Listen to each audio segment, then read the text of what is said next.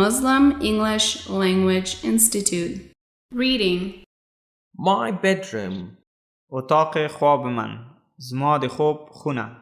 My bedroom is great. اتاق خواب من فوق‌العاده است. زماد خوب خونه فوق‌العاده ده. It is very big and there is a lot of furniture in it. اتاق خوابم بسیار بزرگ است و وسایل زیاده در آن قرار دارد. د خوب خونه می ډیره لویه ده او ډیر وسایل پکې دي. Everything is pink in my bedroom and I call it the pink room.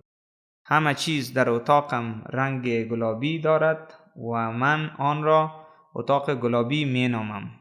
په خونه کې می ټول شیان گلابی رنگ لري او زه ورته گلابی خونه وایم. I have got a small bed, a chair, a lamp and a bookcase. من یک تخت خواب کوچک، یک چوکی، یک لامپ و یک الماری کتاب دارم.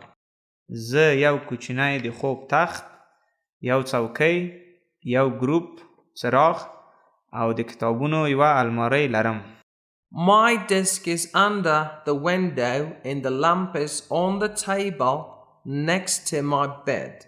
میز من زیر پنجره است و گروپ روی میز کنار تخت خوابم است. میز می د کړکۍ لاندې دی او گروپ می د خوب د تخت ترڅنګ د میز پر سر دی. There is also a computer in my room on the table. همچنین یک کامپیوتر روی میز در اتاقم وجود دارد. همدارنگه په اتاق کې می د میز پر سر یو کامپیوتر لرم. I have a lot of books in the bookcase. من کتاب‌های زیاده در الماری کتاب دارم. زه په الماری کې ډیر کتابونه لرم. I love my bedroom because it has everything I need. من اتاقم را دوست دارم زیرا تمام نیازمندی‌های مرا دارد. پر ما می اتاق ډیر ګران دی ځکه چې زما د اړتیا وړ ټول چیزونه پکې شته.